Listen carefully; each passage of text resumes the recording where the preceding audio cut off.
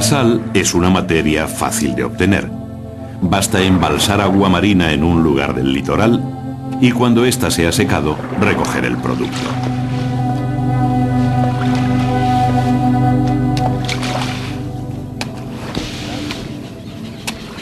Tradicionalmente, la sal se ha utilizado sobre todo en la conservación de alimentos. Es prácticamente inalterable al paso del tiempo y de los elementos. Además, se ha usado en la dieta del ganado. Los rumiantes necesitan de ella para asimilar los alimentos, por lo que la actividad ganadera no sería posible sin este suplemento alimenticio. Obtener sal es fácil en una población costera. Sin embargo, en pleno desierto se convierte en un problema.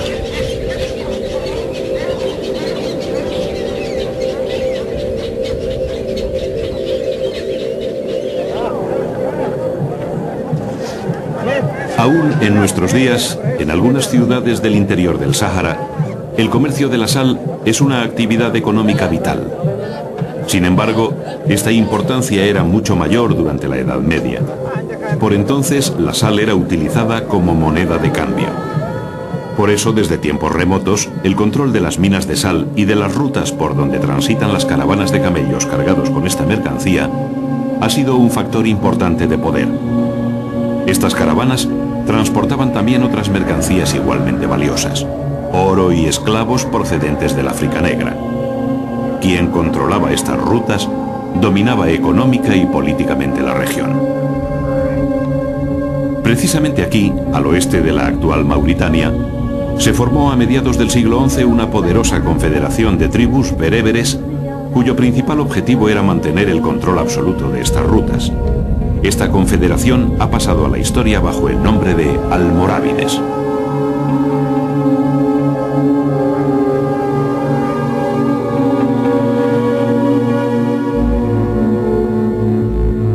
Se cree que el nombre de almorávides, almorabitún en árabe, les fue atribuido porque su líder religioso, Ibn Yassin, acuñó su doctrina en un morabito, una especie de convento fortificado perdido en el desierto. En poco tiempo, otros pueblos de la región hicieron suyo el sólido ideal político-religioso de Ibn Yassin, con una fe desconocida en estas tierras del desierto, poco islamizadas hasta entonces.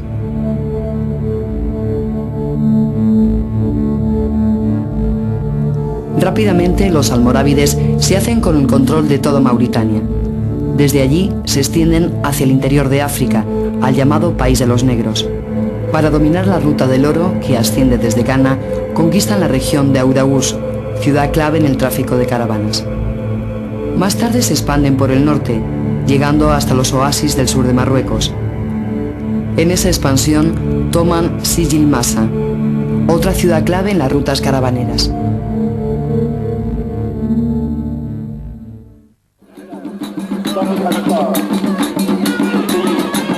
Si pasas unos días en Marruecos durante el verano, no dudes a la menor oportunidad en asistir a alguna de las fiestas de la pólvora que se celebran en todo el país.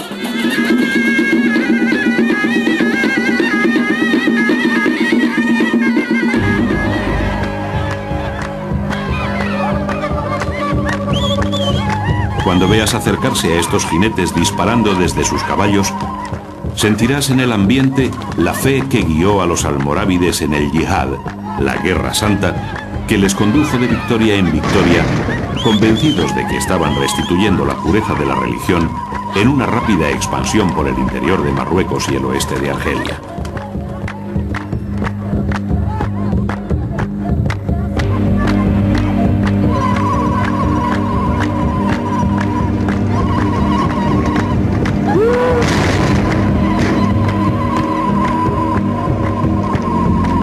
Hacia el año 1070, todas estas conquistas culminaron con la fundación de Marrakech, su capital. Este hecho marcó definitivamente los comienzos de un imperio que durante varias décadas estuvo unido indisolublemente a la historia de Al-Ándalus.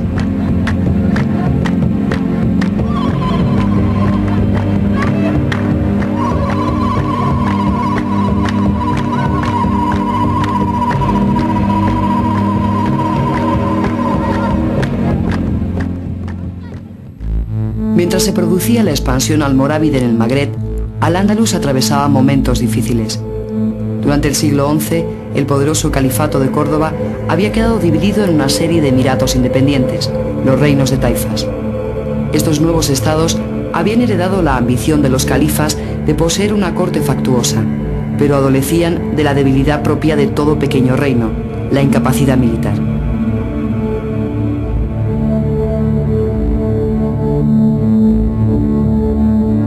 En las primeras décadas del siglo XI coexisten en Al-Ándalus 30 estados diferentes.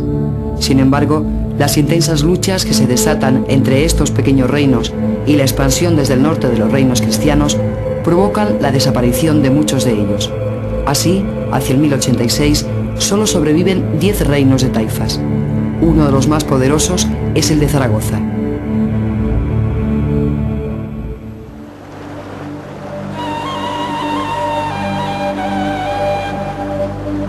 Las tranquilas aguas del río Ebro son el escenario ideal para recordar una antigua leyenda relacionada con el reino taifa de Zaragoza.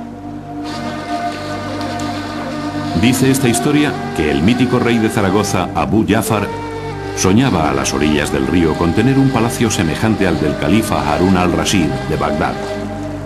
Era tal su deseo que murmurando llegó a asegurar que por tal castillo daría todo cuanto tuviera, incluso a su más preciada joya, su esclava favorita.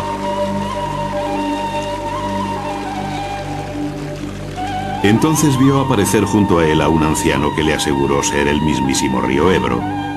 Quería proponerle un trato.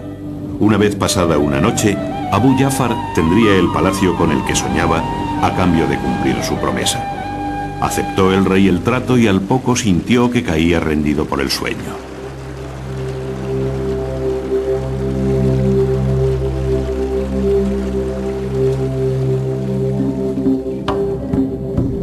Cuando despertó, se encontró en un magnífico palacio. Se apresuró a visitar su harén y, en efecto, comprobó que aquella noche su esclava favorita había desaparecido.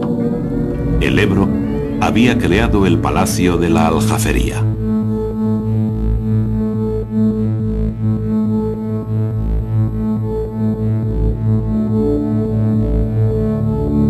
La Aljafería es el símbolo del poder de la taifa de Zaragoza.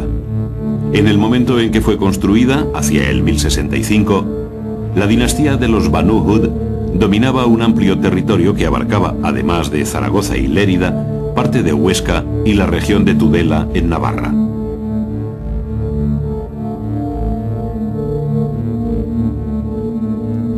Estas viejas piedras, con más de 10 siglos de historia, representan no solo el pasado de Aragón, sino también su presente.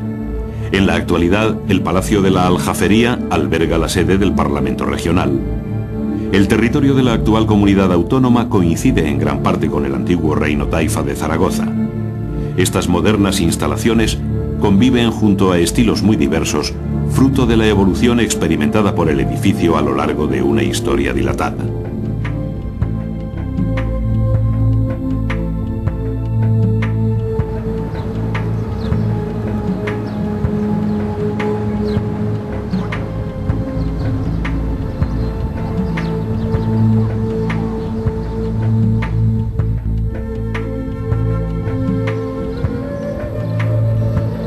En la misma época en que los almorávides se extendían por el norte de África, Rodrigo Díaz de Vivar, el Cid y sus tropas trabajaban para Abu Jafar, rey musulmán de Zaragoza. El Cid era un mercenario contratado por Abu Jafar para defenderse de la hostilidad de los reinos cristianos, pero también de los reinos musulmanes vecinos, las llamadas taifas. Además de la de Zaragoza, entre estas taifas destacaba la de Sevilla.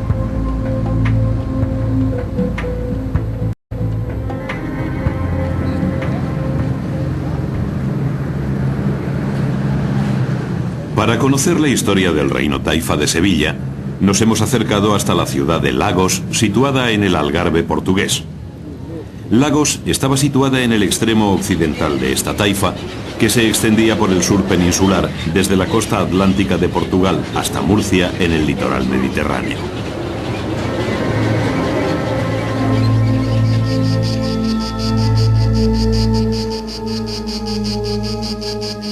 Continuamos nuestro viaje por el Algarve portugués para llegar a Silves, la principal ciudad de esta región en época andalusí.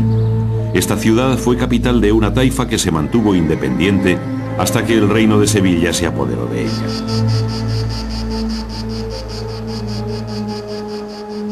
Durante el siglo XI, en Al-Ándalus se vivía un estado continuo de guerras, de tal forma que quien era tu aliado podía pasar a ser tu enemigo al instante siguiente. La espada, pero sobre todo la diplomacia, tenía que ver mucho en este peligroso juego de intrigas.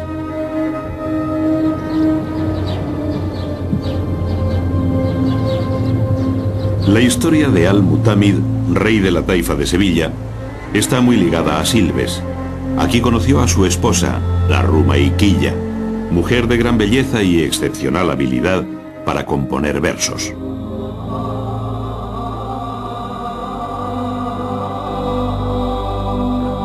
Era tal el interés de Al-Mutámid por los versos que ha pasado a la historia como el rey poeta. Además, entre sus amigos se contaban algunos de los mejores literatos de la época, como Ibn al-Labana.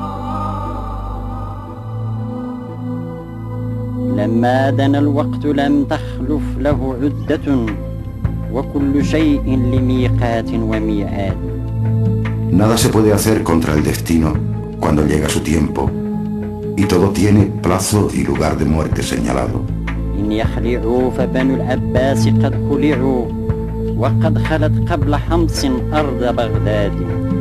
Antes los poderosos abasíes fueron también desposeídos. Antes Bagdad fue desolada que Sevilla.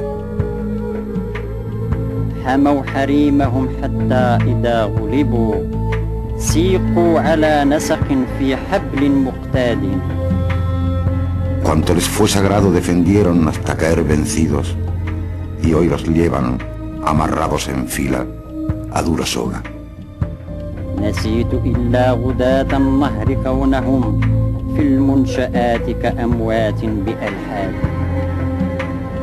Jamás olvidaré la amanecida junto al Guadalquivir, cuando en las naves estaban como muertos en sus losas.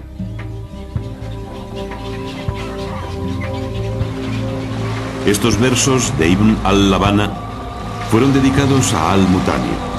Hacen alusión a un hecho muy desgraciado que cambiaría la historia del reino de Sevilla y de todo Al-Ándalus.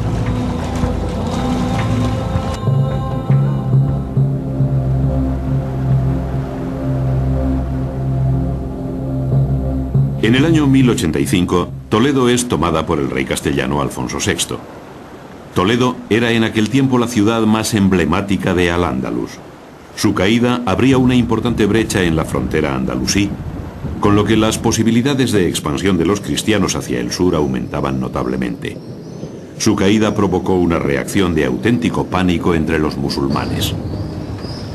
No dudaron entonces los emires de Sevilla, Badajoz y Granada en olvidar sus rencillas para volver los ojos hacia sus vecinos musulmanes del norte de África. El rey Al-Mutámid se dirigió al emperador almorávide en busca de ayuda. No somos sino bandas sin lazos de solidaridad. La situación se agrava y toda esperanza parece perdida. Es a vos a quien después de a Dios pido socorro. Cruzad el mar para combatir al enemigo.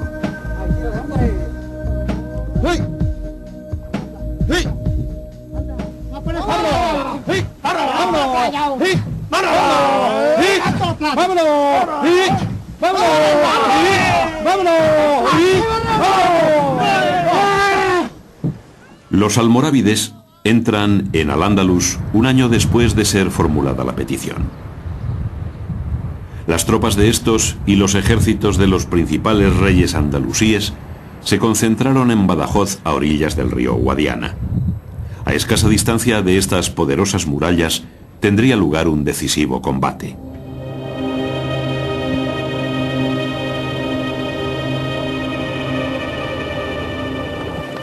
Una vez enterado Alfonso VI de la entrada de los almorávides, partió a su encuentro desde Toledo. Ambos ejércitos se encontraron frente a frente en el campo de Sagrajas, que por entonces era denominado Sal-Laka. Pese a que el rey Alfonso prometió no entrar en combate en viernes, sábado o domingo, Los ejércitos cristianos atacaron el campamento de los musulmanes al alba del viernes 23 de octubre. La estratagema les sirvió de bien poco. Los cristianos, que estaban habituados a combatir con éxito a las taifas andalusíes, se encontraron a un ejército diferente, hombres del desierto, esclavos negros y sobre todo una gran sorpresa, la presencia de camellos.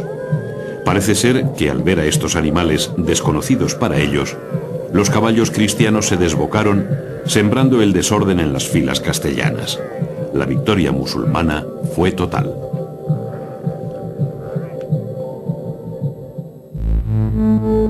Tras el desastre de Sal-Laka, los cristianos se repliegan al norte y abandonan todas sus conquistas en el Valle del Tajo, excepto Toledo.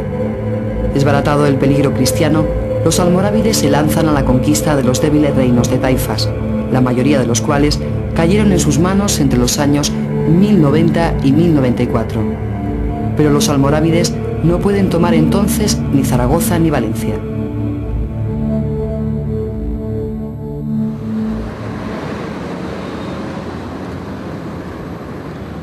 El caso del Reino de Valencia es insólito. En el año 1094 era señor de esta ciudad nada menos que el Cid Campeador. Harto de luchar para otros, este caballero de espíritu independiente se adueñó de Valencia. Pasaba a ser así el señor de un reino musulmán. Como hubiera hecho cualquier otro rey de taifas, defendió su señorío con eficacia contra los almorávides. Incluso después de morir víctima de la peste en el año 1099, su viuda e hijos supieron defender Valencia de los norteafricanos hasta el año 1102.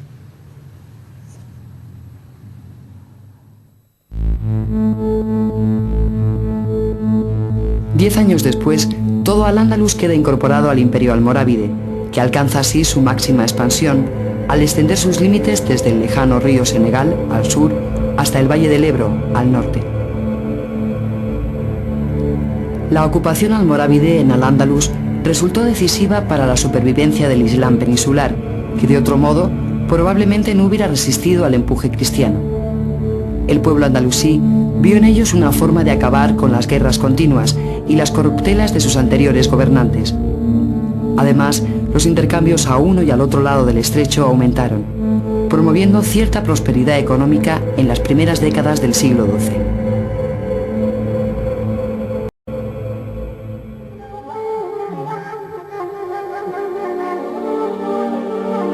Su única ambición es poder beber una copa, escuchar una cantante y tener una distracción para pasar el tiempo.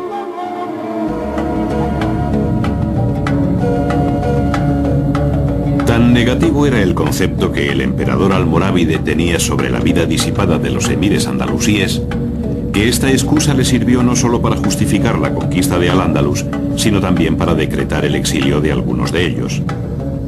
Estamos viajando por el mismo camino del destierro que emprendieron monarcas andalusíes como Abdalá, rey de Granada, Tamín, señor de Málaga, y Al-Mutámid, emir de Sevilla. El viaje finaliza al pie de las montañas del Atlas, en una ciudad donde sus habitantes aún reverencian al reino de Sevilla en los versos de Al-Mutámid.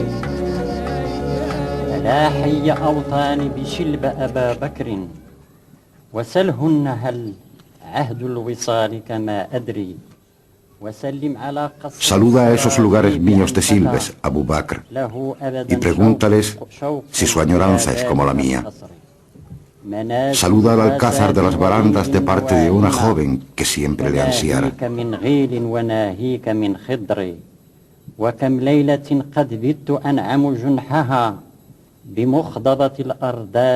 ¿Cuántas noches pasé allí, en su grato refugio, entre pingües nalgas y estrechas cinturas? Mujeres blancas y morenas que atravesaban mi alma, como las albas espadas y las oscuras lanzas.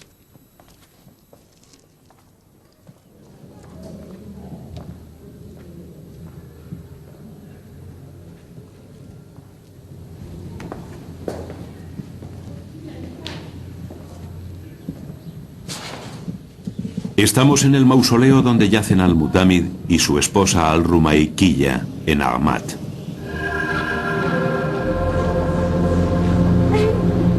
Esta ciudad está ligada a la historia de los almorávides por haber sido un importante centro de operaciones militares antes de la fundación de la cercana Marrakech. Ahmad se convirtió en época almorávide en una ciudad de prósperos comerciantes al hallarse en una posición estratégica en la ruta de las caravanas.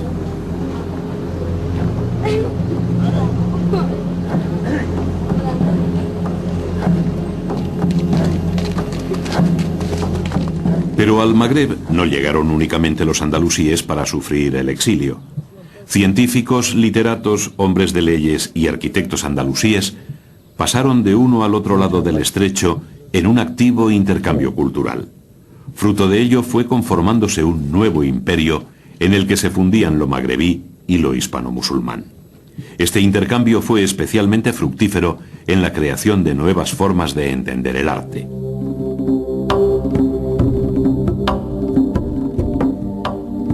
Si hubiésemos llegado aquí hace poco más de 70 años, únicamente habríamos visto esta cúpula sobresalir de la tierra. En 1930, tras una excavación, los franceses descubrieron la cuba o pabellón para las abluciones de la mezquita Ben Youssef de Marrakech. Por fortuna, ahora sí podemos admirar su peculiar arquitectura que resume el nuevo arte surgido del contacto hispano-magrebí. En su cúpula tienen sitio igualmente la imaginación decorativa propia del arte andalusí y la sobriedad de líneas nacida de la sensibilidad bereber. Ambos estilos se complementan de forma absolutamente armónica.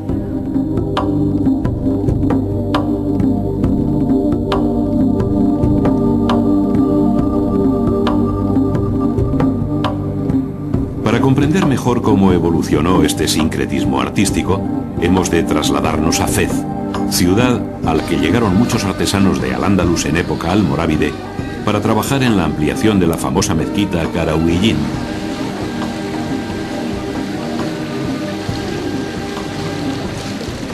Los arcos de herradura o sus bóvedas de crucería tienen su precedente en la mezquita de Córdoba.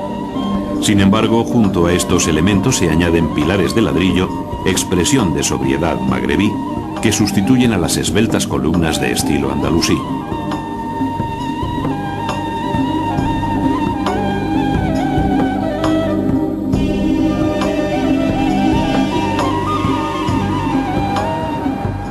En Sevilla encontramos las murallas de la Macarena, uno de los pocos vestigios de época almorávide que quedan en España.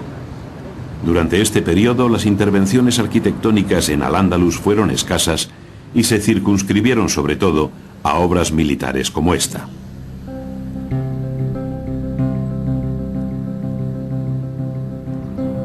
La fortaleza de la ciudad malagueña de Fuengirola es otra construcción almorávide. Con esta gran fortaleza marítima quedaba demostrado el interés de los almorávides por el mar. Pese a ser un pueblo del desierto, una de sus primeras decisiones fue aprovechar la experiencia marítima de los andalusíes. Para ello unificaron las distintas flotas de los reinos taifas en una sola escuadra y pusieron a su mando a expertos marinos andalusíes.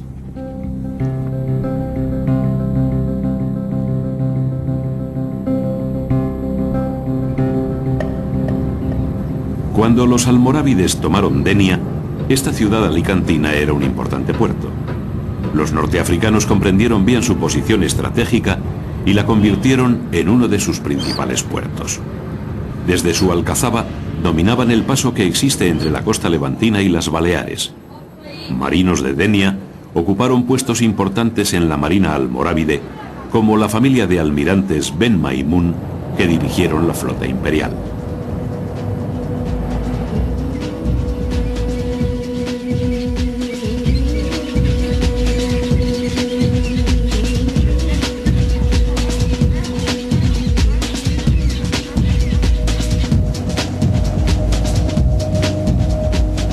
La navegación comercial estuvo presente en el Islam desde sus primeros tiempos. Se puede afirmar que el Mediterráneo fue durante casi toda la Edad Media un mar controlado por los marinos musulmanes. Durante esta época, las rutas comerciales conectaron todas las tierras del Islam, desde la India hasta la península ibérica. Se sabe de marinos andalusíes que cubrían este recorrido. Era normal que a los comerciantes se unieran peregrinos en dirección a la Meca o viajeros con intereses científicos. Uno de los ejemplos más conocidos de estos viajeros ilustrados fue el geógrafo ceutí Al-Idrisi. Fruto de sus viajes, escribió un libro que actualmente es una de las ayudas más valiosas para conocer su época, la primera mitad del siglo XII.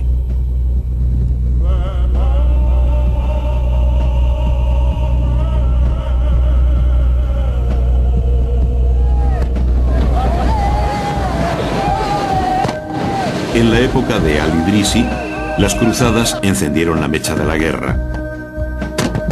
Nos hemos trasladado hasta Villajoyosa para asistir a sus famosas fiestas de moros y cristianos. A mediados de julio, el litoral de esta localidad levantina es el escenario de una singular batalla donde corre abundante la pólvora. Este combate simulado recuerda las luchas entre musulmanes y cristianos al borde de las costas mediterráneas. Los ataques cristianos a las costas andalusíes eran a su vez contestados con incursiones musulmanas que arrasaban el litoral de la actual Cataluña. De estas racias obtuvieron los almorávides numerosos esclavos cristianos. Tal fue así que, en vista de la bravura con que los catalanes habían defendido sus tierras, los emperadores almorávides formaron con estos cautivos una tropa de élite compuesta exclusivamente por cautivos cristianos. Pero el final de los almorávides no sobrevino a causa de los cristianos, ni tuvo como escenario principal a la península. Su destrucción fue causada por la aparición en Marruecos de los almohades.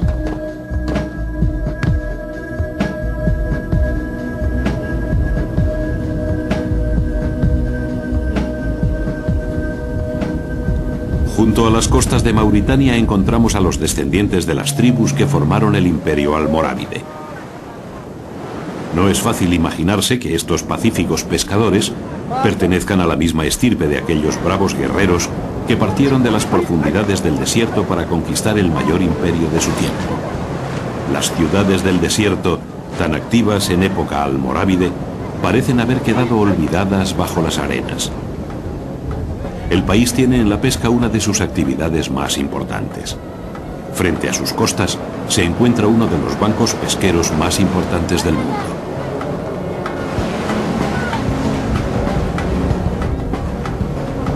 Mauritania sigue siendo uno de los países más desconocidos del planeta. Ese desconocimiento afecta también a un país como España.